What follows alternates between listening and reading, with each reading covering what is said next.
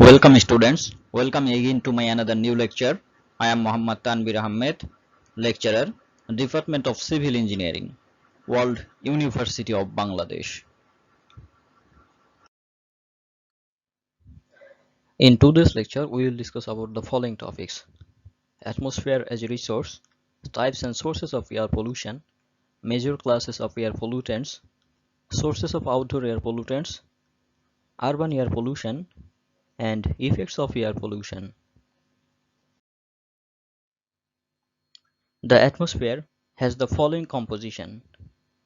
Nitrogen comprises 78.08% of the total contents.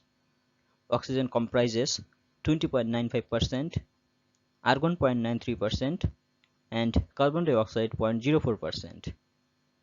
Ecosystem services. Ecosystems have potential to supply a range of services that are of fundamental importance to human being health, livelihoods, and survivals. The ecosystem can block ultraviolet radiation, moderates the climate, and redistributes water in the hydrologic cycle. Air pollution. Chemicals added to the atmosphere by natural events or human activities in high enough concentration termed as air pollution. In another way, we can say air pollution is the introduction of particulates, biological molecules, or other harmful materials into the Earth's atmosphere, causing diseases, death to humans, damage to other living organisms such as food crops or natural or built environment. Air pollution may come from anthropogenic or natural sources. The air pollutants can be grouped into two categories. First one is primary air pollutant and second one is secondary air pollutant. A primary air pollutant is an air pollutant emitted directly from a source into the atmosphere. A secondary air pollutant is not directly emitted such, but forms when other pollutants, such as primary pollutants, react in the atmosphere. Simply, we can say harmful substances formed in the atmosphere when a primary air pollutant reacts with substances normally found in the atmosphere or with other air pollutants are termed as secondary air pollutant. The major air pollutant can be grouped into particulate matter, nitrogen oxides, sulfur oxides, carbon oxides, hydrocarbons, ozone, and air toxics. Among of them, particulate matters may be in the form of primary and secondary pollutants. Ozone may be in the form of secondary pollutants and others are primary pollutants. The heat and smoke from natural and human-made sources like transportation, forest burning, lava, and industry are the responsible for primary pollutants.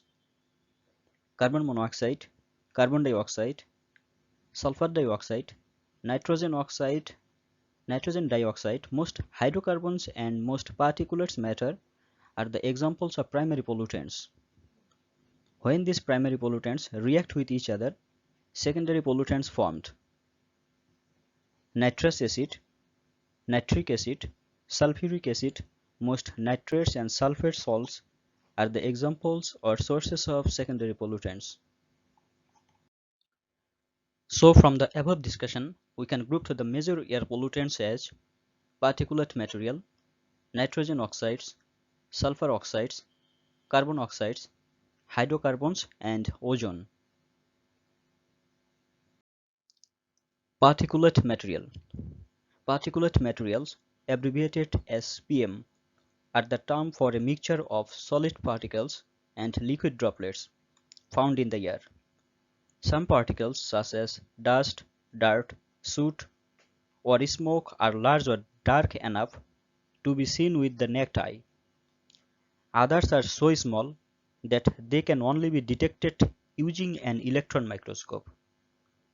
So, the particulate material can be defined as the thousands of different solid or liquid particles suspended in air. This includes solid particles, soot, lead, asbestos, sea salt, and sulfuric acid droplets. The particulate materials may be dangerous for two reasons. First one, it may contain materials with toxic or carcinogenic effects. Then, extremely small particles can become lost in lungs. The size of the particle is directly linked to the potential for causing health problems. Small particles, usually less than 10 micrometers in diameter, pose the greatest problem because they can get deep into lungs and some may even get into bloodstream. Nitrogen oxides, gases produced by the chemical interaction between atmospheric nitrogen and oxygen at high temperature. They are reddish or brown in color and affects greenhouse gases and cause difficulty in breathing. Sulfur dioxide, gases produced by the chemical interactions between sulfur and oxygen. Normally they are produced when coal and fuel oil are burned. They present in power plant exhaust and causes acid precipitation. Carbon oxides. Carbon monoxide and carbon dioxide are the two forms of carbon oxides. They are also called greenhouse gases. Hydrocarbons. These are diverse group of organic compounds that contains only hydrogen and carbon. For example, methane. Some are related to photochemical smoke and greenhouse gases. Ozone. Ozone is a highly reactive gas composed of three oxygen atoms.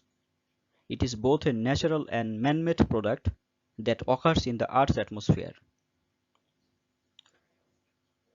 Tropospheric ozone. Tropospheric or ground level ozone, what we breathe, is formed primarily from photochemical reactions between two major classes of air pollutants, volatile organic compounds and nitrogen oxides. These are man-made pollutants in the lower atmosphere, also called secondary air pollutant, and they are the component of photochemical smoke. Stratospheric ozone. Stratospheric ozone is formed naturally through the interaction of solar ultraviolet radiation with molecular oxygen. Stratospheric ozone are the essential components that screens out ultraviolet radiations in the upper atmosphere. Man-made pollutants, for example chlorofluorocarbons, can destroy these. Sources of outdoor air pollution. Outdoor air is often referred to as ambient air. There are two main sources of outdoor air pollution. They are transportation and industry. The common sources of outdoor air pollution are emission caused by combustion processes from motor vehicles, solid fuel burning, and industry. Other pollution sources include smoke from bushfires, wind-blown dust, and biogenic emissions from vegetations. It has been found from a research that transportation is responsible for 57% of outdoor air pollution. Fuel combustion, except in vehicles, are responsible for 21% of outdoor air pollution. Industrial processes are responsible for 12% of outdoor air pollution, and miscellaneous are 10%. Effects of air pollution. In low-level exposure, air pollutions are responsible for eye irritation. It causes inflammation of respiratory tract, can develop into chronic respiratory diseases. Some of the common pollutants and their effects are also discussed in this table. That is the end of our today's lecture. Thank you everyone.